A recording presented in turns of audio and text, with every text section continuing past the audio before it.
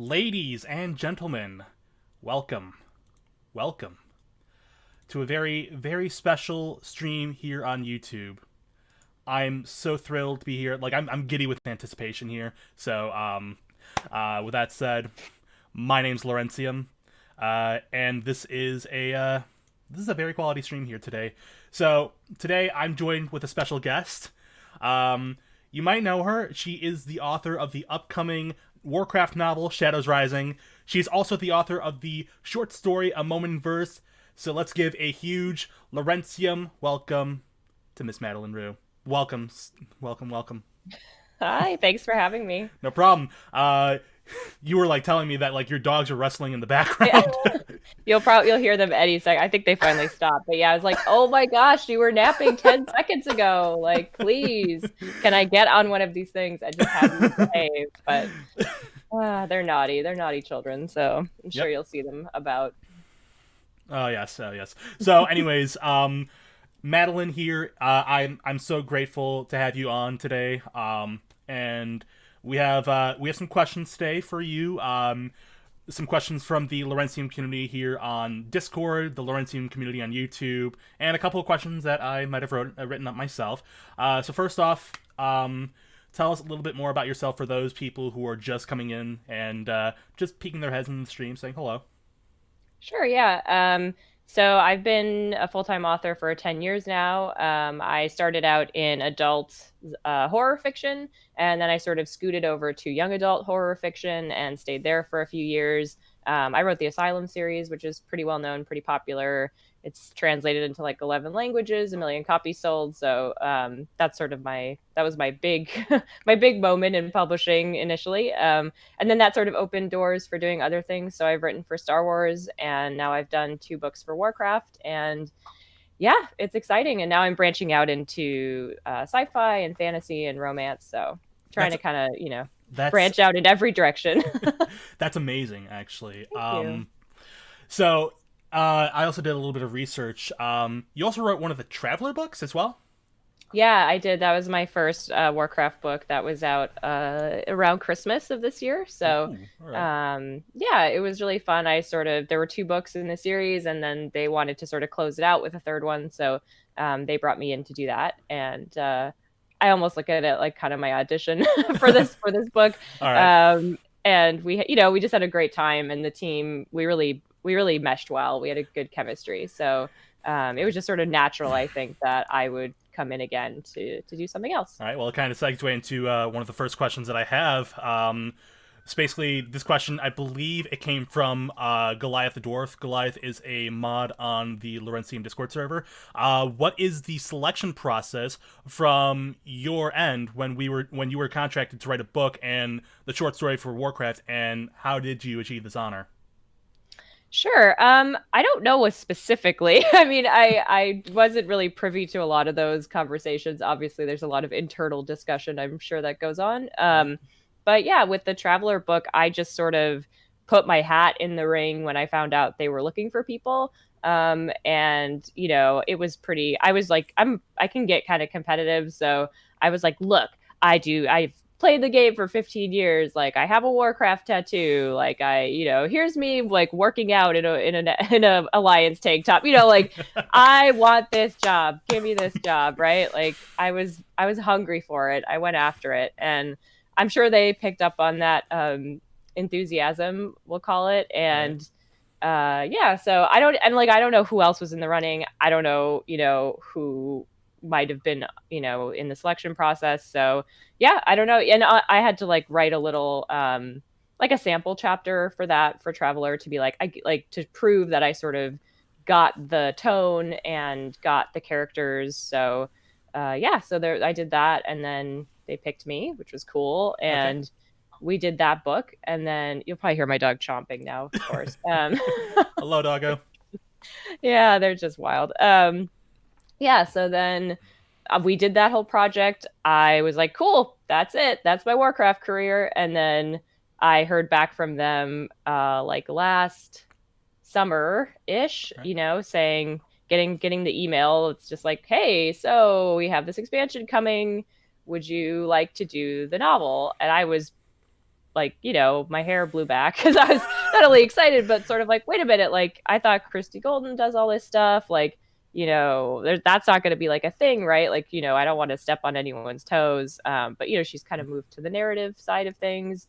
And she's still doing books for them, like other stuff. So, yeah. So, of course, they were sort of like, oh, here's who you'll be working on in terms of characters. But as I've said elsewhere, like it could have been anything, and I probably would have said yes. So, Right. Yeah, it's Right. yeah. So I don't know like the nitty gritty of how they decided on me necessarily. Mhm. I think doing the Traveler book kind of proved that I had what it takes, and you know the deadlines on these things are pretty brutal. So, Really? you know, being able to deliver in a really short time frame makes a huge difference. That's something you have to be able to do this job. So, It uh, seems kind of daunting because I just work on machinimas, and so like with machinimas, there's like not really a deadline, but yeah, but like with like certain videos and cinematics, like I would assume that like there is a deadline for mostly anything in like the professional setting. yeah, yeah. So you have to, you know, that's part of the project is that you have to be willing and able to deliver on a really small time scale, and then also, you know, it's really collaborative. You have to be willing to be told like, no, you can't do that. You have to be able to, you know, take a lot of direction and kind of check your ego at the door. And at the end of the day, it's not just my book. Obviously, it's Right. more their book. So. Right. So I just I'm just reading like the chat here. Someone just said that Patty Mattson, who is the voice of Sylvanas, is confirmed to be the voice actor for the new book audio. Are you sure about that? I don't know. That I think that's a rumor. I don't know. I mean, did she confirm it? I don't know. I mean, Until I see an official Blizzard tweet, I would not take anything that anyone says in any stream. right. Honestly, I'm not. I checked this morning, and I'm not allowed to announce it yet. So I would be shocked if it was out there.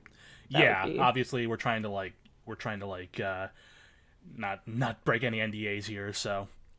But yeah. No. I would not take anything seriously on that front until you hear it directly from me or Blizzard. Yeah. Right. Gotcha. So, moving on from that, so you mentioned that the characters that you basically were given a set characters for this book, for Shadows Rising, and I had a question from one of my buddies, Adam Schwaggins, who's also a part of the Lawrencium community. Are you necessarily working on parts of the lore for Shadowlands, or just this book? No. For me, it's just the book. I honestly know very little about what happens in Shadowlands. I'm not in the alpha. I like data miners know more than I do. I'm sure. Yeah, it's a very need to know basis. It's very like this is exactly the information for this book. So I'm with you 100%. No alpha club. yeah. Well, and honestly, like I don't want to do it. I want to go in like I just want to go day one, launch day, have it be brand new. I'm even trying to avoid spoilers as much as possible that I didn't need for the book. So yeah, so there's a few things I know, but otherwise I try to just like I don't want to know. I want to experience it the way everyone else does. So. Well, there goes one of my questions about the about the data mining in Shadowlands, because there was this question that I had. I don't know if you wanted me to tell you this question. I gave you the set questions about key leaders in the Shadowlands. Yeah, so this book, the time frame is pre-Shadowlands. Like Right. it is not set during the expansion. So any events that may have like leaked about what happens like when you load in or what, you know, once you patch or whatever, like that's not stuff you can expect to see on screen in the book. Obviously there are references to or foreshadowing for things that may happen in the expansion, but time frame wise it is like Azeroth, like we're there. So it's just there. This is in the now, not not to the point where like Sylvanas breaks the crown and literally tears the sky open. I mean, I have to be very vague because Right, I don't want to ruin it for anyone either. I know there are right. people who don't want to know anything, so it's hard. But yeah, but as much as I can say is that we're putting the pieces on the board for Shadowlands. We're getting people where they need to be emotionally, physically, all that kind of stuff. So yeah, that's what you can expect. Don't expect like, you know, big time Shadowlands adventures in this, because that's not what it's about. Okay, all right, awesome. All right, so the next question is regarding the Warcraft lore and your favorite moment in Warcraft lore. Any moment from the very beginning of like the mythos of the Titans to where we are now. Oh my goodness. I think my favorite moment in terms of like experience, I always like stuff that I get to do like in the game, right? Not just Right. necessarily a cutscene, So a but hands-on um, approach. yeah, I think in Legion the Ysera stuff, Oh my gosh. that really I even like have to psych myself up now when I'm leveling alts to do it because I'm like, it's coming, it's coming. Like, prepare yourself emotionally because the first time I did that, I was like a mess. So that and I love like obviously I was very sad, but for me, I love those big moments where they take a big risk and something really intense happens. So yeah, I that to me and the music and the whole way it plays out, it's just to me it was like I perfection. I, I probably one of my favorite cinematics of all time. Definitely Ysera's death. With Night Song playing in the background and Yeah. literally her like ethereal being becoming a celestial like stars in the sky. You could literally see the stars in the sky in game, and it's just like it breaks my heart. Literally Yeah. breaks my Yeah. heart. That's one of my favorites. I also really loved in the like Lich King raid, like getting to see, like thinking you've killed him and then realizing, oh, like there always has to be one, and the whole like Right. replacement. That was also for me like a really amazing moment and very memorable. Like I always think back on those moments where just like these iconic moments in Warcraft lore. And I remember this was like 10 years ago, especially with the death of Arthas and the crowning of Bolvar as the new Lich King. I remember because I started playing WoW in 2007, and I was familiar with Bolvar Fordragon being the leader of Stormwind, the Regent Lord, Hmm. rather. And, I've become so attached to that character, and then realizing that in Wrath, crap, he's gonna die. Yeah. And then I'm like looking for like any answers and everything. Like I'm reading MMO Champion, I'm reading Wowhead. Like somebody translated in Draconic, he must not know of his fate, not yet. And I'm just like, Yeah. what? What? What?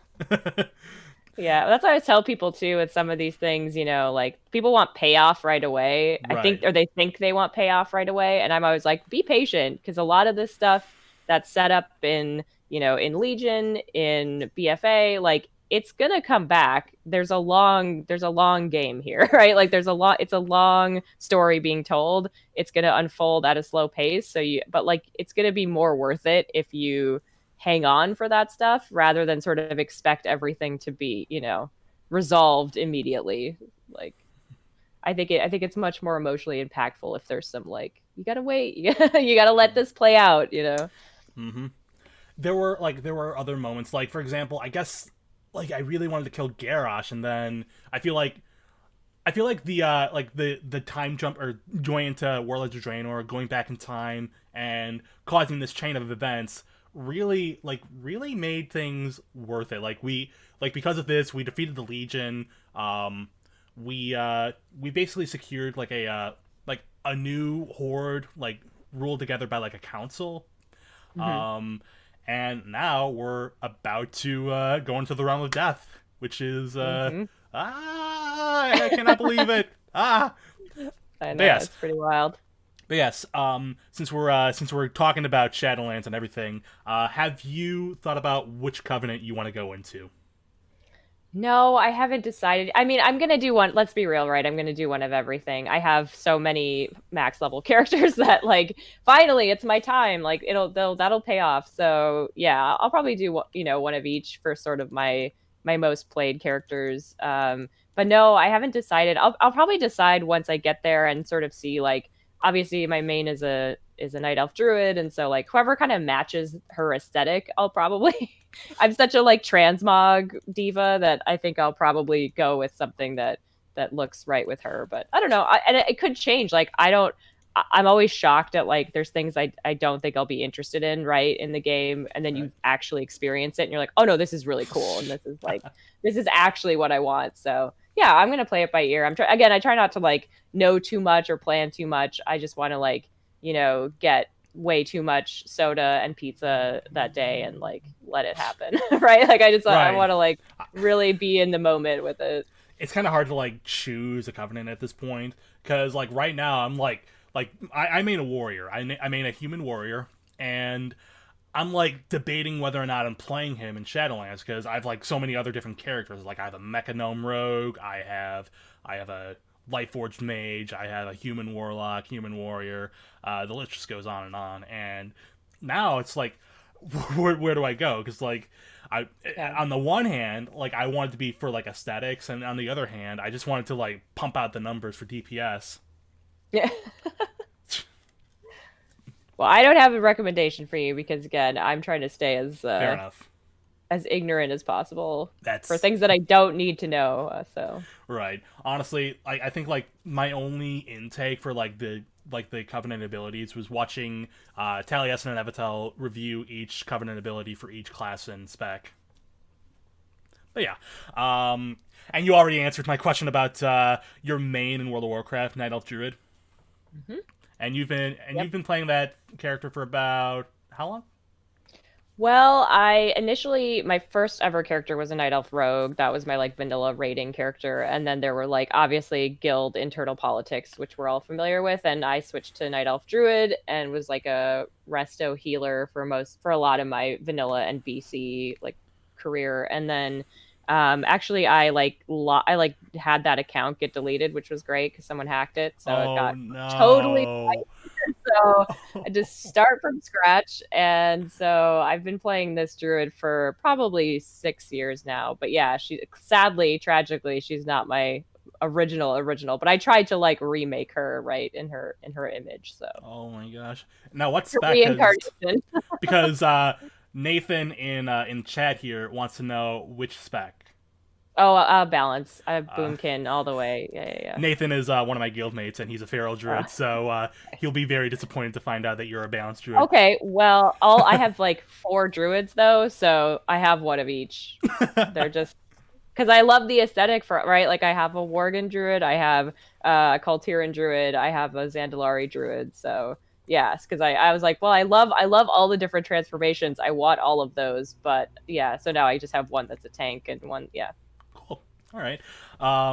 Now, now when I first announced that I was going to be interviewing you, I mentioned something in my IRL friends chat, and apparently you were a guildmaster in the classic WoW server. I am, yeah. We've kind of fallen apart. Uh, Probably my fault, honestly, because I had to work on the book so much and my schedule's been nuts. But Fair enough. yeah, and at launch, I have we have a guild, Discovery Zone. We're pretty great. Yeah. My buddy Drew, he was like telling me, "Hey, you actually know Madeline Rune?" I'm like, I'm interviewing her, so yeah. Yeah. That's so good. What a small world, right? I Like, know, right? Holy crud! But yes, again, there was another question going back to writing books. I believe this one is also from Goliath. And he asks, what degree of creative freedom are you allowed when writing a book with pre-existing characters that also have to connect the stories of expansions? Is the plot already given to you, or did you get to select the main events and key characters yourself? sure. I think I've mentioned this elsewhere, but it's still like a really interesting process because you're very much directed, right? You're handed a very specific outline with events and almost like kind of a minute by minute, play by play of what needs to happen. And then I take that outline, I refine it even further so that we're all like very much on the same page. And then they sign off on it, and then it's kind of off to the races. And so for me, I try to write it with like, I'm going to take as many swings as I can. Like, I'm going to write this with as much freedom as I feel I have. And then if something's wrong or something goes too far, they can rein me in, right? Because Right. I didn't want to just do a super safe, super boring kind of thing. I wanted there to be some surprises, even if I couldn't, there's been a lot of criticism of like, well, this sucks because you have to read the book to understand what's coming in the expansion. Like, why would you do that? That's not fair. So, they're like heard, right? Right. like people listen to that kind of stuff. Right. So, this book, there are not a lot of those, there's not events like that. Like, there just isn't. You don't need to like read this book to understand Shadowlands. Hmm. I hope you read it and love it. If you're a big lore geek, I think there's a lot there. But like it I'm for sure reading it. So.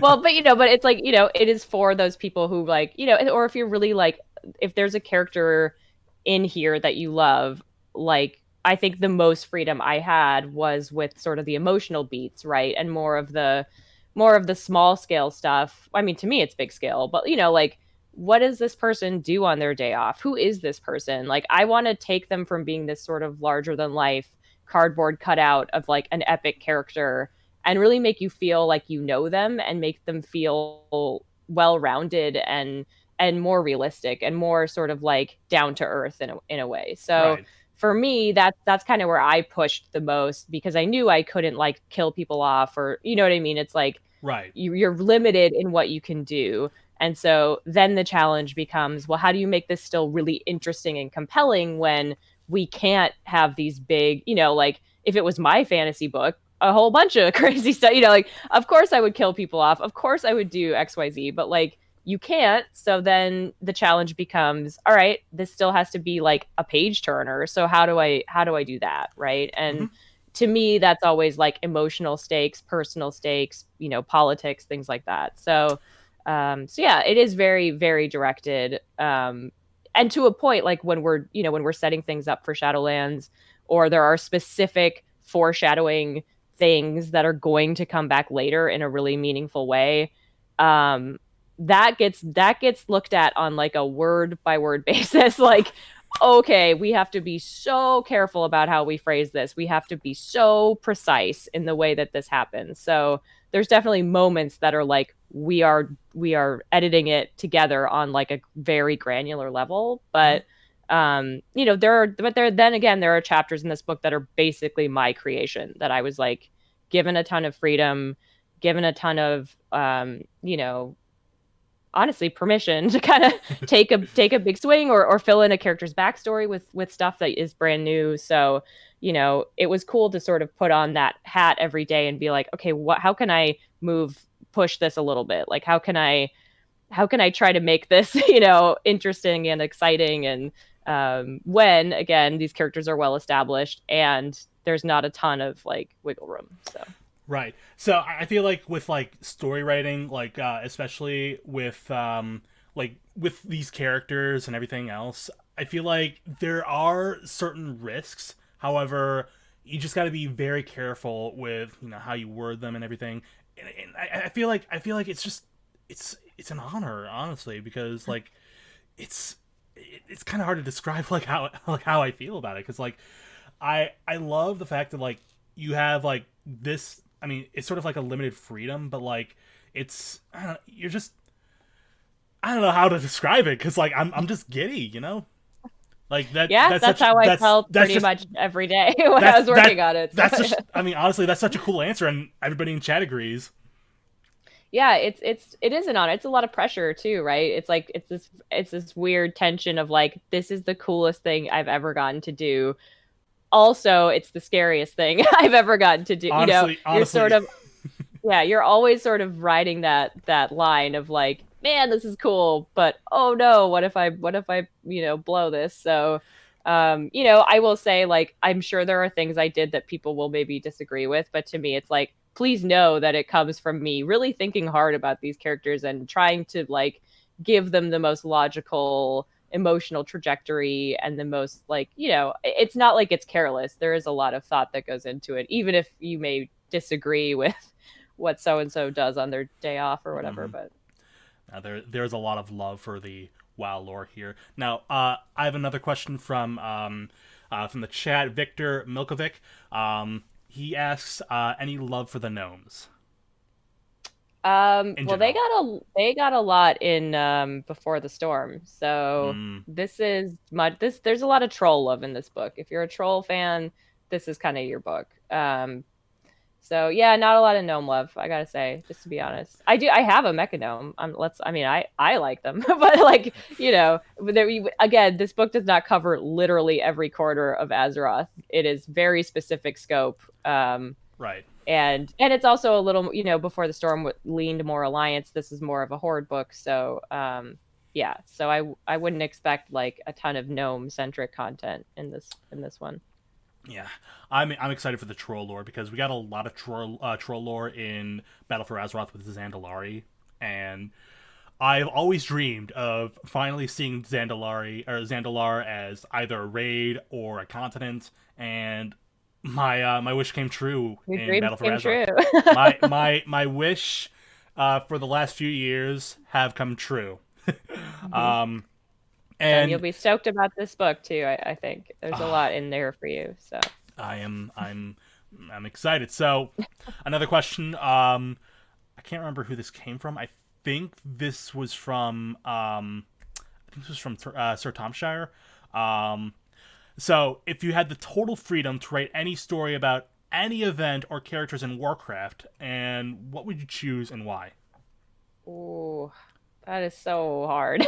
um, I would love to get to do like either a Void Elf book or a Volpera book. I would love to show some love to sort of the allied races, especially because like it is so hard to operate in some of these really well trod areas, right? Like I feel like it's so loaded when you're working with like Anduin, or everyone's sort of like examining everything on such a like incredibly detailed level, where it would be nice to kind of have like more freedom to like invent some new characters and Yeah. and kind of just like see you know what I mean, and have a little more freedom. But not that this universe needs any more. Not that we are full up on people like big tent pole people right now, but yeah, I don't know. I just think I'd get to like take more risks and kind of like like establish more lore in its own right. But yeah, I think that would be fun. I mean, obviously, I'm always like druids. Like, I would love to just do like night elf druid stuff all day long too. That's also like kind of where I live in this universe. So, yeah. Yes. I absolutely loved Malfurion, the book Malfurion. Or the one that was about the Emerald Nightmare, the one that came before Cataclysm. I think it was called Malfurion. I can't remember the names. I'm terrible with names, There's and a lot of books. Don't worry. there are billions of books. But now mentioning about the Volpera. Now I've given Volpera a lot of crap in the past, but I will Storm Rage. Thank you, Skull. So now I have given Volpera a lot of crap in the past, but the one thing I really want is a Dolly and Dot musical. You know the one. Dolly Yeah. and Dot are my best friend. They Oh pull my my wagon gosh. through dunes of sand. They Oh have my small feet gosh. and they love to eat. I love the Horde character first in Battle for Azeroth. This is back when I made a Horde character, and I remember seeing that, and I was just like, I could sing along with this. Just this Right? like it's one of those moments where it's like because like you're in this like very serious position, and then all of a sudden you get like these characters with like a funny moment, so like something to take a deep breath and Yeah. breathe out and just say, hey, there's some good, there's some light in this world.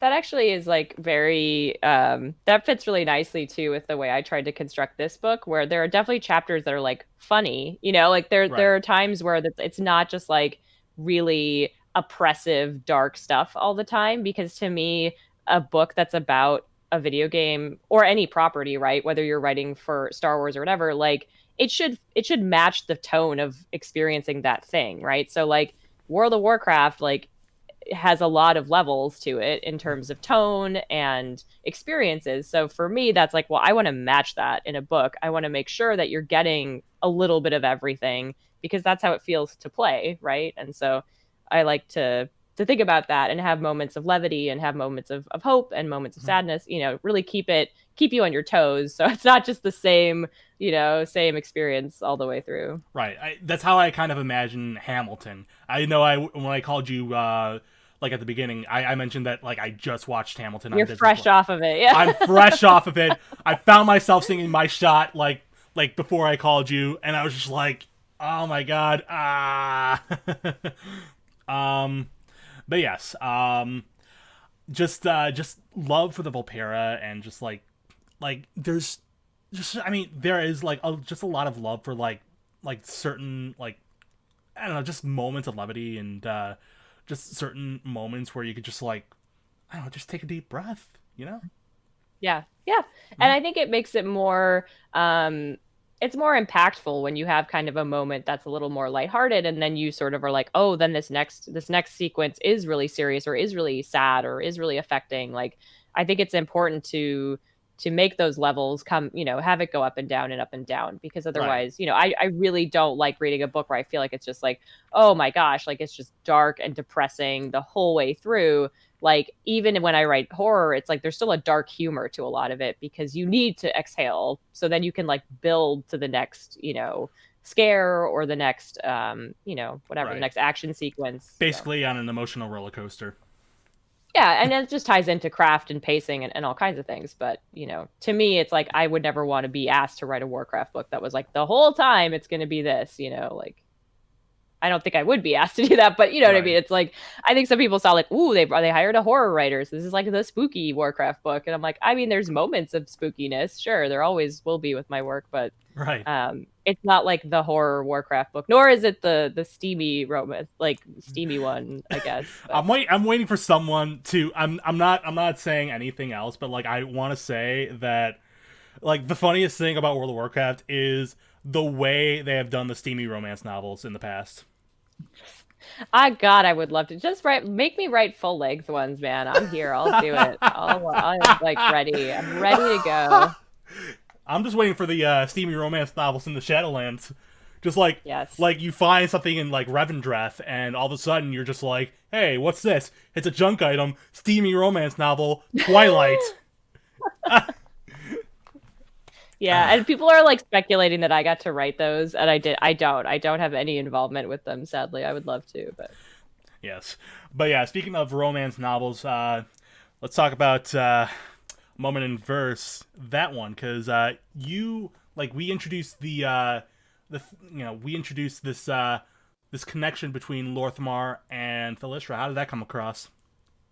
well, it's there in the game. Mm-hmm. And I think we all felt it. And then it's there a little bit in Shadows Rising, and it was one of those things where it's like it just wasn't room for that to really like flourish in the book. There's like a different romance subplot that like it just felt like too much to kind of take on in the book, and it wasn't right in terms of like pacing and timing. So yeah, so COVID hit, and I reached out to Blizzard and was like, what if we did something just kind of like nice?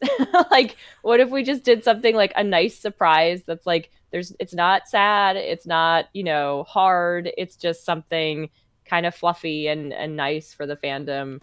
And yeah, and so we just went And with it. And we honestly needed that because we live in a time of just like uncertainty, and honestly, like the fact that this little surprise dropped, like it literally warmed the cockles of our hearts. oh, thank you. So I hope people liked it. It was a joy to do, and right. I had no idea people were going to be so stoked, because I mean, I knew people would be excited because it was a surprise. Like, we really just sat on that. Like, I never hinted at it coming. I never said anything, and neither did they. So it was more for me. The excitement was like, ah, ha, like no one knows it's coming. But yeah, it was just something nice, and obviously, like, there are some people who are like, no, it's Warcraft, but it's whatever. I disagree with that. So yeah, it was just fun. It was a lot of fun. It was great to do, and I was just so like flattered by the response. It was really It sweet. was So it was it was sweet. It was beautiful, and I absolutely loved it. thank Anyways, you. so moving forward, speaking of appreciating the little things and appreciating the great things. So you've been playing WoW for about 15 years, and for someone who's played for quite some time, what is the in-game experience that you value the most to this day?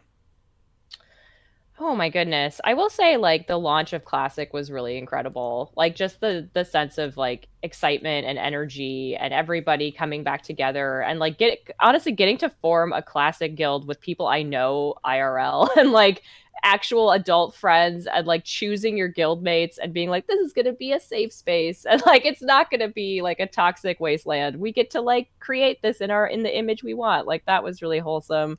And just like everybody like taking the week off or whatever, like taking days off and like getting a bunch of trashy food. And like, I don't know, there was something about it was like, oh, it's like I'm, 21 again. And it was just so fun to kind of like re-experience that in a way.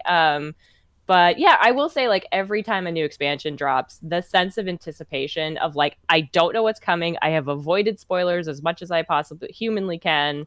And just like going into a new Warcraft experience is to me like the coolest thing ever. Cause I love getting to feel the story for the first time and meeting new characters and having surprises and things like that. So yeah, I will say that like that moment you load into a new expansion for me is like, a drug. Like I just love it. I can't get enough of it. So it's literally a sense of just euphoria and just like yeah, just and it's like it just a sense of excitement because yeah, in the times where I have been like I've anticipated the release of an expansion, I'm usually off work, I'm usually off school. I remember when Cataclysm dropped, I think I was about like 15, I want to say. I was a young lad.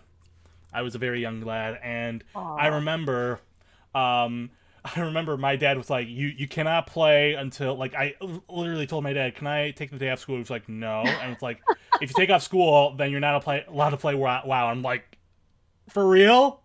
Oh my gosh, Ah, Dad. Dad, why? Let me have fun. Yeah, I think that, and too like some of like the old time memories of being in my guild in the first days. Like there was some kid in our guild that like he was in university and like super broke, and it came out that like he basically like wasn't eating, like he could barely afford food, and we're Oh my like, gosh. bro, you're paying for a Warcraft like you're paying for a sub, like you should be eating. And so we were like, okay, post your address, like do it now. And like just all of us more like, established adults, we sent him like care packages. Like I personally put together a food care package with like instructions on how to make simple pasta because I was like, this kid is a disaster and we have to fix this. Like we must rally around this person. So yeah, it was one of our pallies. I'll never forget that. That it Oh, was just like that him is him in whatever voice chat we were using at that point. I don't even remember. But like, yeah, we were all like, what are you doing? Like, why are you paying for video games and not food? Are you crazy? So that is I don't so know. sweet, honestly. Yeah, it was really sweet. And I got to there's actually I like spook around on the Reddit, and so while at the time I was working on Shadows Rising, I saw someone who was talking about one of their family members passing that was super into the game and loved it. And so I reached out to them and I was like, "Hey, would you be cool if I put their character name like in the book somewhere, like hid it in there?" So that's in there. I like, stuff like that, getting to sort of like That is make this feel like a community and a safe community and a good community and a place where we all get to kind of be a family. Like that, those are the moments that make me happiest. So I I love like especially the community. The community in World of Warcraft is probably one of the best, if not the best, communities in like any video game ever. Because I've noticed it like from the very beginning. I've noticed it at BlizzCon when I went to BlizzCon in 2019. I've noticed it just like with the release of Classic, with the release of different expansions, and just recently, yesterday, with the unfortunate and sudden yeah, passing of Wreckful, um, that the community has come together and they're paying tribute in the Cathedral district. yeah, I happened to pop on yesterday, and it was bittersweet. It was really sad, but also it just made me realize that the community is empowered by just each other more than ever. yeah, definitely, Uh, definitely. And I hope this book too, furthers some of the conversation on that, on like making everyone feel included in this community. So I no spoilers, but I hope that's something that comes through. and I absolutely love it because I feel like you are going to be doing a great job with bringing this community together. And with this Well, book, we all love hot orcs, so that's Rexar, fairly. Rexar, of course. You know, you know, That's my contribution to this fandom, just being the grossest person ever on Twitter. just So, hot orcs. I that's remember it. I My remember brand. you were on Kunlai Campfire this week with Boxing Jackalope and Skull, and and I remember Skull. He's one of my buddies, and he told me, yeah. So like I would talk about I wanted to talk about Rexar. Literally the one question, like, do you have any more questions? Rexar. That's it. That's it. Rexar. Just Rexar. Yeah. Our favorite Machnathal orc, Rexar. Yeah. He's a good boy. He's the best boy. But speaking of characters, and speaking of Rexar, not specifically Rexar, but just different characters, what was it like, or how was it like, writing about a character that, depending on who you ask, is a hero or a villain, and explaining the story? Sure. I mean, I'm sure you're specifically meaning Nathanos and crew. Mm-hmm. But to me, it's like I go to work every day to be in that person's head and not to pass judgment. It's not to be like, obviously I want to make them feel true to the decisions they've made in the past, but I want to make sure that taking those into account, I also take into account their other motivations and their past and their personality. And so you're kind of like holding that all together, and making sure that like no one thinks in their own head like, oh, I'm a jerk off. Like, like I don't think anyone goes. Like, I don't think anyone goes about their day. Not very few people, very few sociopaths go across like do that on a day-to-day basis, right? So I never approach a character with like feeling like they're a villain. To me, that's not really compelling or realistic. I try to think of like, okay, who really is this person? What would they do? Obviously I think some people like that, or any of us really project an image of what we want to people to feel like we are. Mm-hmm. So obviously Nathanos, like, he doesn't really take any can I swear? Yeah, go right ahead. Okay.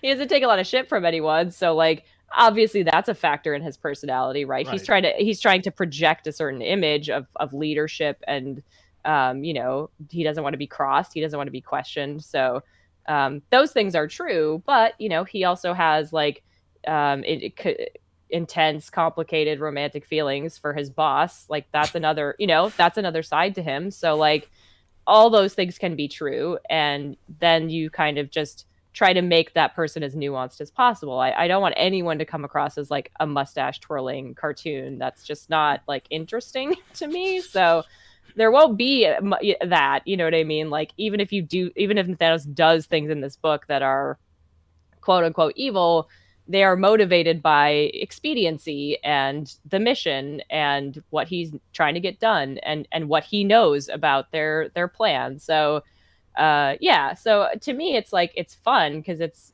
I want to make them feel more human. I want to maybe have you question your perception of them. If in the past you're like, I hate this character, like I hope you at least come away with like, okay, maybe I still don't like them, but I understand them better.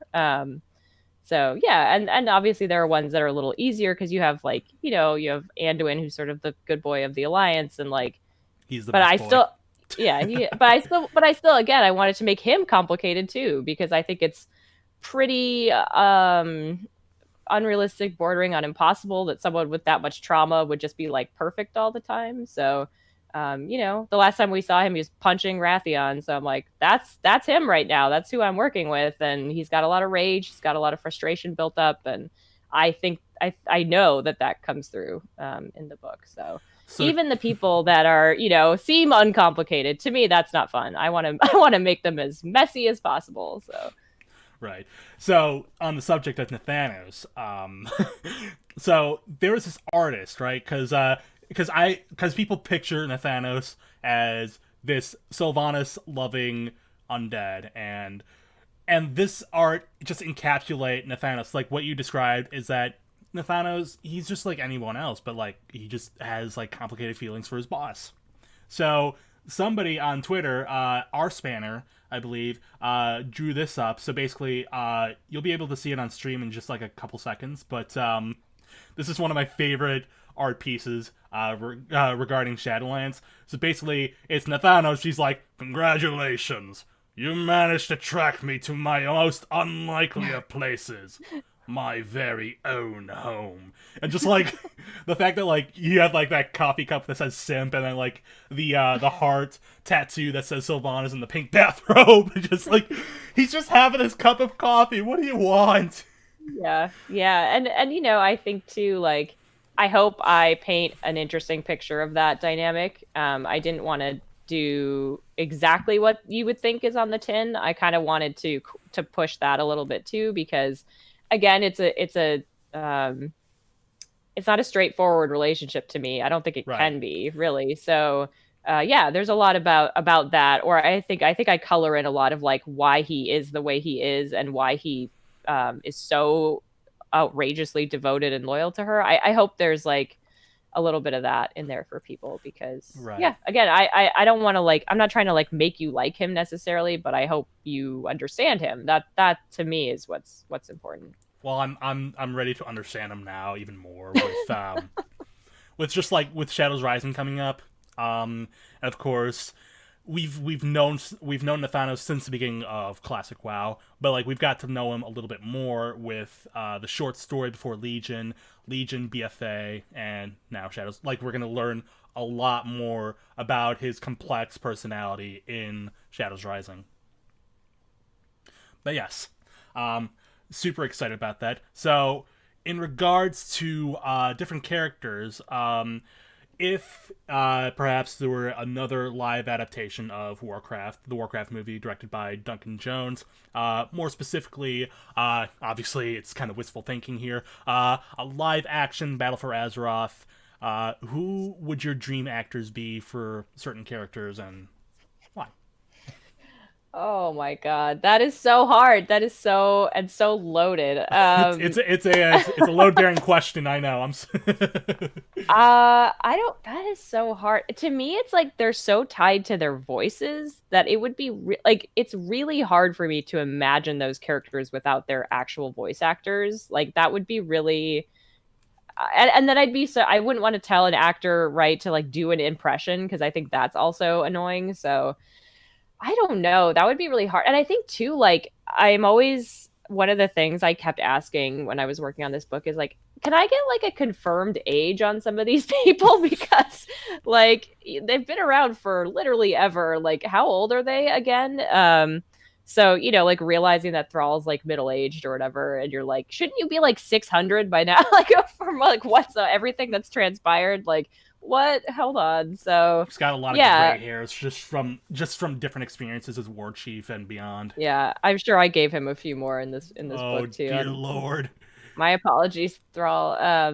Sure you'll look great with gray, but yeah, no, it's that's tough. I will say like Talanji, I would love to see someone like I don't know if ever anyone or everyone watches the new Sabrina, but I think Jazz Sinclair, she's in that. She would be like a great Talanji to me, because Talanji's like young and she has this like flair and energy, so I think she would be perfect. But then again, I'm like, but then we lose the voice, and like to me, her voice is so iconic. So Her I don't know. voice That's so tough. is iconic. It's so good. Yeah, it's super good. I would love to see Jaina. Like maybe this is again, maybe age is a factor here, but I'm like, I don't know, like a Naomi Watts kind of like energy. I think would be nice. All right. Yeah, I don't know. I'm so I'm so bad at this. I'm bad at fan casting my own books. So like I don't know. Um, yeah, Honestly, I don't. it's like really hard to like fan cast like period. Like I know like there was some people saying like if they did the Warcraft movie but like the Arthas story, they should probably get like Henry Cavill to play Arthas. Yeah, I could see that. But then I'm like, but I'm also resistant to like, oh, it's always the same like chiseled hunk gets every role, right? Like Right. there's got to be other people out there that Right. could step up. He's already got Superman and The Witcher. Like, let's have someone else take a crack at this. I don't know. Uh, fair enough. All right, so we're just winding down. We've about like 10 minutes left. We have a couple of questions here from the chat before we get to the last question. Sure. One of my a couple from Insectroid And Insectroid also asks, let me just see if I can get there. Favorite dungeon and raid from World of Warcraft? Ooh, I really love. Oh my God, Battle for Dazar'alor was really really cool. I loved getting to the both sidesness of it. I thought that was really fascinating, and getting to fight, obviously, like fighting a bunch of the leadership as bosses. I always think is kind of a cool thing. All right. Let's see what else. What else? Actually, I actually did really like Nyalotha too. Nyalotha was pretty cool. The interior design in there of like when you get through to the second area and it just opens up and you have that skybox. I was like, okay, this is cool and terrifying. So literally mountains of blood, lava. I think it's like a mixture. I don't know. It's either blood or lava. Yeah, something disgusting. Yeah. Something terrifying. Yeah, and then dungeon. Oh my goodness, that's so. There's what 9,000 of them. Over 9,000. It's over. And it's so hard because like I'm trying to think of like every single expansion and every single experience. Jeez. I do actually. I know this. People are gonna hate this, but I actually do love some of the like timey-wimey ones. Like I do actually like some of the ones where it's like that escort one, that notorious escort one that everyone hates. Darrenhold, yeah. But the first time you do it, it's really cool, right? Like the first time you go through that and you're like, oh my gosh, we're back in the like I don't know. I enjoy that kind of stuff. Even if now when you queue for it, people immediately drop out. Yeah, that's sort of the unfortunate thing. But like it's so cool just to like experience the past, just to experience Warcraft history. There are some people because you're experiencing the story of Lord of the Clans. You're experiencing the story of Ivana. Sorry, not Ivana. The other character, Taratha. I don't know why I get those two mixed up. There's only a million characters to keep straight, so shame on you. Oh wow, shame on me. Yeah.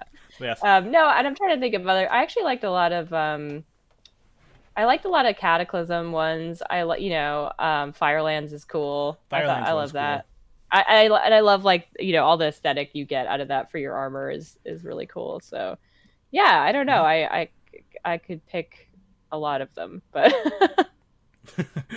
I really enjoyed the there was a couple of dungeons that I really enjoyed, but I think my all-time favorite has to be Icecrown Citadel. Because I do love Icecrown Citadel. Yeah, that final area is it holds intense. It just holds a lot of nostalgic a lot of nostalgic just memories for me because I was raiding I was in like 2 raiding guilds. I had like a normal 10-man raiding guild and I had like a 25 heroic raiding guild. And then I remember my account got hacked and it was hard for my characters to come back and I was just like so despondent. I was just like, I don't feel like raiding anymore. I don't know what I'm gonna do, and I just like gave up for a little bit. And I was like, you know what? I'm never gonna get Shadowmourne. I'm never gonna do this. And then my buddy at the time, he said I could possibly get you a position in our raiding guild. We're about to kill the Lich King if you want to come with. And I remember this was like 25-man Lich King, so.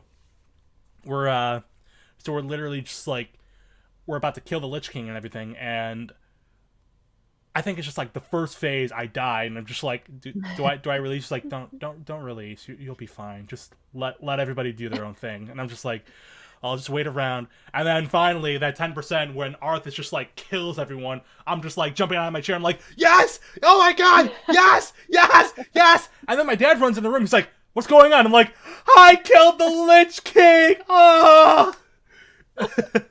It is an incredible feeling. I think, too, there's something so smart about the design of that entire expansion in terms of, like, you see Icecrown Citadel looming, like, so often. Like, it's there in your peripheral, so you're sort of working up to it the entire expansion, right? Like it's such a smart move from like a design standpoint, because it's this goal that you are constantly aware of, right? It's this Right. like end game, like, oh, I'm gonna get in there, I'm gonna get you one day, right? And it keeps you like motivated, it keeps you interested. And I think that's such a cool design. And then so when you finally get inside, it's just this sense of like so much accomplishment and so much time of like, I'm finally here, you know? I remember because like when they revealed the Cataclysm trailer in 2009, you got your first glimpse of the inside of Icecrown Citadel. So you heard Chris Messin's voice saying, "As the terrible war against the Lich King continues," you literally see the interior of Icecrown Citadel, and I'm just like, that's the inside of Icecrown Citadel. All right, all right, all right, we got that. We can just go home now. All right, all right. No need for Cataclysm. All right, let's just raid Icecrown Citadel forever. Yeah. But yes, I think we have another question from Katie Sullivan. How old was Nathanos when he died to the Scourge? Because I mean, this was never clarified. Because I know he was a human, right? Yeah. So I think that's a hard call, because like he was in service, you know, and he was he's the only human who ever made it to that ranger title with the elves. I was sort of working on a early to mid 20s time frame for like all that he'd accomplished, maybe like edging towards 30. It's hard because like, you know, they used his cousin's body to reconstruct him, so it actually kind of more matters how old that guy was. You know, like there's a lot of factors, so I'm not sure if it's ever completely nailed down. There's a lot of the ages that are kind of like, when I asked for a direct clarification, it was like, well, they're this ish. So yeah, that's the best I could do ish. all right. Well, we're just rounding down to the last 4 minutes of our this little podcast here. Little something going on here, but we have one final question for you, and it's this: if you can offer any words to any budding creators, authors, artists, what have you, and what would they be? Sure. Ooh, that's tough. It kind of depends, right, on what you what you want to do with your life. I will say, if you want to get into like IP writing like this, the magic ingredient a lot of time is your ability to produce quickly. So if you're one of those people who's been working on the same book for 5 years, I have bad news for you. That's not how this particular industry works. So if you do want to get into IP writing or even illustration, I would imagine from the artistic side, you do have to get good at producing quickly. So you know, you are set very intense deadlines. You will not be given more than probably 6 to 8 months for a book. So you have to get used to really being able to push and really being able to set your time correctly for things like that. And also being able to collaborate. And I think this is actually important for all creative industries, is you have to be able to take criticism and direction, and you have to check your ego at the door. Like, obviously it's important to know when to stand up for your ideas and when to push back, but even more important to listen and to not get defensive, and to, you know, if you get a hard piece of criticism, my policy is to like take a few deep breaths, walk away from the computer, sleep on it, and usually by the next day, whatever my editor has said, I'm like, no, they're right. You know, like letting it kind of sit, letting it kind of like seep in, and divorcing your personality from, or your, I don't know, divorcing your emotions kind of sometimes from your work, and holding your book or your art or whatever as as separate from your identity, because otherwise not only will you get criticism from the people you work with professionally, but obviously you'll get a lot from the public. So you have to learn to sort of like separate your identity and your emotions sometimes from your work, to sort of be like, this person hates this book I did, they don't hate me, right? And you can't let it get under your skin on like a personal level. You have to just be like, it's okay that they don't like my book, right? It doesn't mean they don't know me, so it's not that they don't like me, right? Even if that's the way it's coming out of their mouth, that's like not what's happening. So yeah, I would say those are some key factors, right? Be able to take criticism. If you're young and you're just getting into this, one of the best things I ever did was to get into like a forum community of other writers, getting criticism on my work, taking notes, listening to what other people said about it, and really like internalizing that and sitting with it. be willing to edit other people's work. It'll make you better at editing your own. But yeah, so find a community of people you trust that you can really get opinions back and forth. I think that makes a huge difference. It gets you used to taking criticism from, your actual professional team that you're working with. Because there are times, when Blizzard was just like, you can't say that, you can't do that, like, no, no, hard no. And my response couldn't be like, well, you don't know what you're talking, it was like, okay, but what if we do that? Like, then Right. it's like a compromise, and you sort of, and then you find a happy place, a happy medium. But yeah, I mean, I just think anyone who works in a creative industry and thinks like, no, I'm right all the time, I know what this book has to be, I know what I'm doing, these people are idiots, like, it's not going to work out for you probably. So be like, open yourself up to opinions and difference of opinions on your own work, and I think it'll only get better. I really do. So All right. Well, amazing words, wise words. Very yeah. I'm all right. Yeah. So I'm like choking on my words here, but yeah. Thank you again so much for joining us. Shadows Rising is coming out on July 14th. You can pre-order it on Amazon. The link is down below. And if you want to hear more from Madeleine Roux, if you want to follow her on Twitter, you have her Twitter right there. You want to follow her. The fan base loves you. Everyone here, thank you so much for joining us. you. Madeleine, do you have any final words before we head off? No, I'm so glad everyone's so excited. It's like the energy of it is so uplifting. I hope everyone loves the book. I sincerely really had a lot of fun working on it, and I'm just so excited. I'm so excited to see what people think. We are excited to see what comes next in the WoW narrative. So again, thank you guys so much. Huge shout out to Madeleine Roux for joining us today. If you guys want to see more stuff from Lawrencium, be sure to subscribe. Be sure to follow me on my socials. A new machinima is on the way. And of course, thank you guys so much. Pre-order Shadows Rising, July 14th. Follow Madeleine Roux. All right, we're signing off here. And as always, thank you guys so much. My name's Lawrencium. This has been Madeleine Roux. Take it easy. Bye.